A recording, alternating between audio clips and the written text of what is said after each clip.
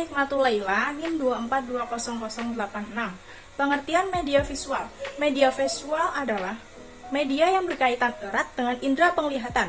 Media ini dapat membantu proses pemahaman, dapat menarik perhatian, memperkuat ingatan, memperjelas sajian materi, serta mengilustrasikan bahan sehingga tidak mudah dilupakan atau diabaikan. Fungsi media visual. Yang pertama adalah mengarahkan dan membawa perhatian siswa untuk berkonsentrasi kepada pelajaran.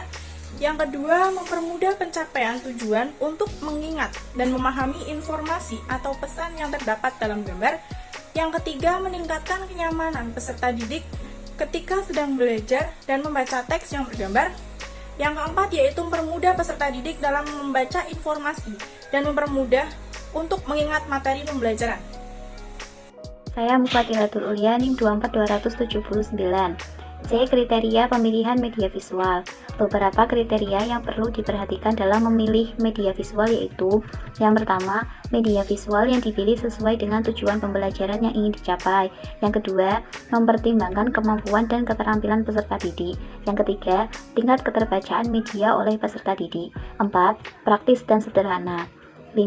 Bersifat fleksibel, multiguna, tahan lama, serta ekonomis. Dan yang keenam, mudah digunakan oleh guru. Ada kelebihan media visual yaitu: yang A. Media visual membantu meningkatkan keefektifan pencapaian tujuan pembelajaran dengan bahan visual. B. Media visual memperlancar proses pembelajaran sehingga peserta didik dapat dengan mudah dan cepat menerima materi pelajaran. C. Media visual membantu peserta didik meningkatkan pemahaman dan memperkuat ingatan. D. Media visual dapat dibaca berkali-kali dengan menyiapkan atau mengelipinya. E. Media visual membantu peserta didik berpikir tajam dan spesifik. F. Media visual membantu mengatasi keterbatasan pengalaman yang dimiliki oleh peserta didik. G. Media visual memungkinkan adanya interaksi antara peserta didik dengan lingkungan sekitarnya. H. Media visual membantu penanaman konsep yang baru mengenai suatu informasi. Dan yang terakhir, media visual membangkitkan keinginan dan minat baru para peserta didik. Sedangkan kelemahannya yaitu: yang pertama, media visual terkadang tampil lambat dan kurang praktis. Kemudian, media visual tidak diikuti oleh audio.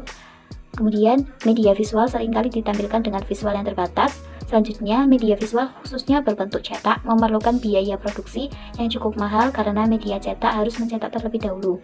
Dan yang terakhir, media visual memerlukan pengamatan yang ekstra hati-hati.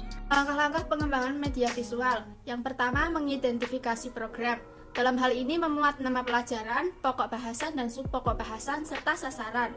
Yang kedua, mengkaji literatur. Dalam membuat media cetak, kemudian guru menentukan isi materi yang akan disajikan pada media yang akan digunakan. Dalam menentukan isi materi, perlu dikemas sedemikian rupa sehingga materi pelajaran dapat divisualisasikan lebih tepat. 3. Membuat naskah. Naskah untuk media grafis berisi sketsa visual yang akan ditampilkan berisi objek gambar, grafik, diagram, objek foto, dan isi pesan visual dalam bentuk teks. Yang keempat, produksi. Media cetak dapat dibuat secara manual atau menggunakan komputer. Cara manual berarti diperlukan keterampilan khusus untuk menggambar, melukis, atau membuat dekorasi objek grafis. Contoh pengembangan media visual. Media pembelajaran sangat penting untuk membantu guru dalam menjelaskan materi pembelajaran. Media pembelajaran terdapat banyak jenisnya. Salah satunya adalah jenis media pembelajaran visual. Contoh media pembelajaran visual yaitu media poster. Media poster adalah ilustrasi suatu gambar yang disederhanakan yang bertujuan menarik perhatian, mudah diingat, dan dapat mengerti materi yang diajarkan. Media poster dalam pembelajaran di kelas berfungsi untuk menarik perhatian dan minat belajar peserta didik. Contoh hasil dari pengembangan media visual yaitu pengenalan huruf hijaiyah, pengenalan alfabet, dan pengenalan warna.